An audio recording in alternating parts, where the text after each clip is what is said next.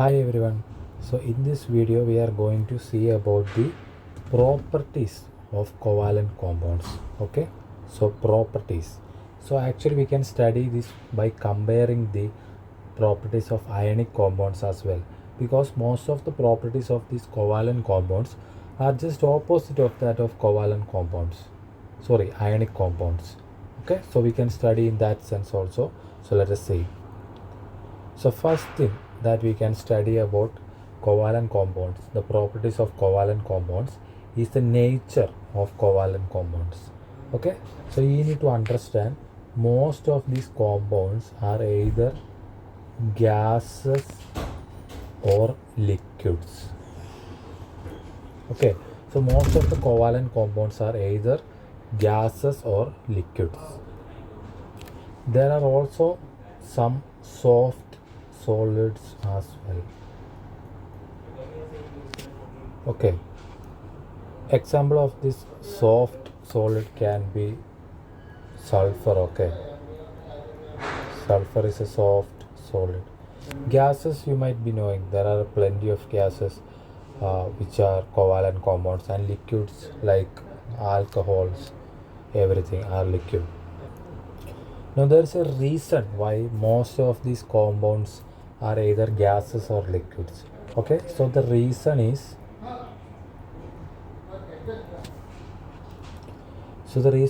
they have weak force of attraction between the molecule. Okay, for example, I will take the example of a covalent compound. So water is a covalent compound, right? So imagine there are a lot of water molecules. So like this. So this bond between hydrogen and oxygen, these bonds are strong. But the main thing is the attraction between this molecule and this molecule. So that is very less. If you take any other covalent compounds, the force of attraction between the molecules is very less. So that is why most of them are existing as either gases or solids. So this gases or liquids. Okay. Now the second property is the boiling point and melting point. Okay, boiling point and melting point. So we already know what is boiling point and melting point. Boiling point means the temperature at which the substance got changed from liquid to gas, and melting point is the temperature at which the substance changed from solid to liquid. Okay, so how is the melting point and boiling point of covalent compounds? Do you remember what is the melting point and boiling point of ionic compounds?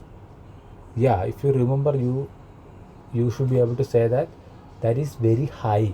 Okay, but in the case of covalent compounds, the boiling point and melting point is very low. So do you know the reason? So just pause it and just think about this reason. So the reason here again is the same. They have weak force of attraction between the molecules. Okay, so that is why they are having very low boiling point and melting point.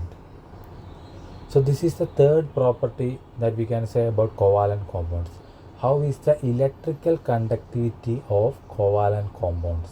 So you can write these covalent compounds are non-conductors of electricity.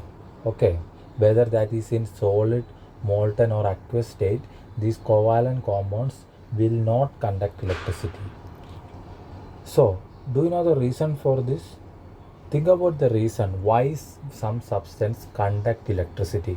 So for example, metals, for example, ions, why they conduct electricity? Why are we saying ionic compounds will conduct electricity in molten state or in aqueous state? You need to understand, whenever there is conduction of electricity, there will be either electrons or ions present. Both these are charged particles. Okay, charged particles. But in the case of covalent compounds, there is no charged particles. So the reason for non-conduction of electricity is absence of free electrons or ions in covalent compound. Okay, so that is the reason.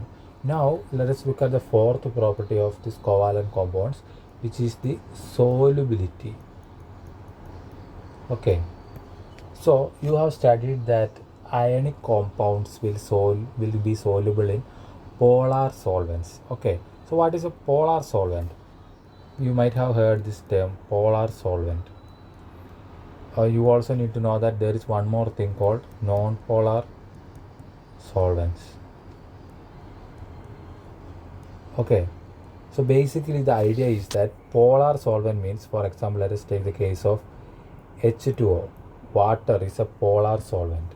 Okay, so whenever there is a charge separation in a molecule, that is when we are calling them polar solvent. So in water it will be like this. This oxygen is very electronegative. So that means there will be 2 electrons shared, right? But the oxygen is very electron pulling in nature. That means they will take this cloud. For example, let us imagine the cloud to be something like this. Okay, the cloud is equally distributed now. But now see, most of this electron cloud is now in the side of oxygen, and only very less is there in the hydrogen side. So that is the pulling of electrons. Okay. So when this happens, there will be a partial negative charge on oxygen, and there will be a partial positive charge. Here also a positive charge. So this charge separation is what makes a solvent positive and negative. Okay, so that then we could call them polar solvents. Now what about the solubility of covalent compounds? Covalent compounds do not get soluble in water. Okay, the reason is because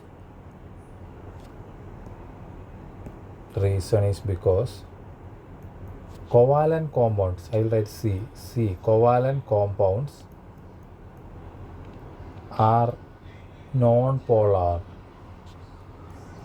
Okay, and another important thing that you need to know is non-polar compounds will be soluble in non-polar solvents.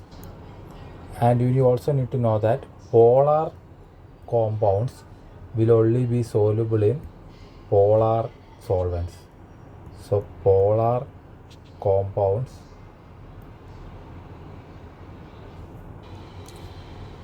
so that is about polar solvents. It will be only soluble in polar solvents. So here our covalent compounds are non-polar, so they will be only soluble in non-polar solvents. But water is an example of this is an example of polar solvent.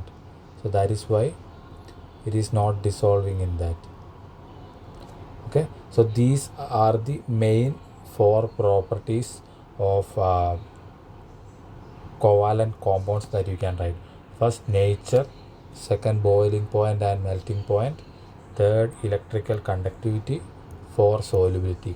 This you can compare and study with ionic compounds also, so that you will remember easily. And in your metals and non-metals, actually you are studying about the properties of ionic compounds as well, so it will be helpful.